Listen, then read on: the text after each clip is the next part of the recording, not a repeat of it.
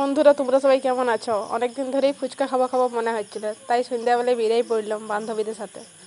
এত বৃষ্টি হয়েছিল, রাস্তার ধারে এত কাদা, কি বলবো। তাও কাদার মধ্যে ফুচকা খাইতে যখন মন গেছে, যেতে তো হবে কি। তাই সবাই মিলে বেরিয়ে পড়ে গেছি ফুচকা খাইতে।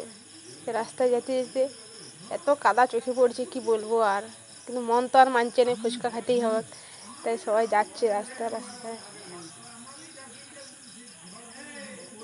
এই চলে এসেছি ফুচকার দোকানে। ফুচকা খুব অল্প পরিমাণে আছে, তাও মনে হচ্ছে ফুচকা খাবো। আলু ঠাসা হচ্ছে তখন। আলু ঠাসা হইতে হইতে আমরা দাঁড়াই থাকতে লাগছি, মানে কি বলবো, ফুচকার দোকানে গেলে একটু কোনো দাঁড়ায় থাকা যায় না, মনে হয় কখন খাবো কখন খাবো। ফুচকা মাখা হচ্ছে, আলু ঠাসা হচ্ছে,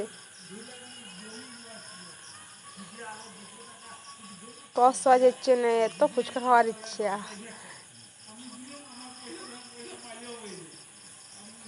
তারপরেই মনে হচ্ছে কখন পাবো, বাটি নিয়ে দাঁড়ায় আছি। যাক, পাওয়া গেল ফুচকা। ফুচকাটা খাওয়ার পরে, ফুচকা খাওয়ার পরে লাস্টে ঘর আসার সময় চপ বেগুনি খেতে খেতে ঘর চলে এলাম। টাটা।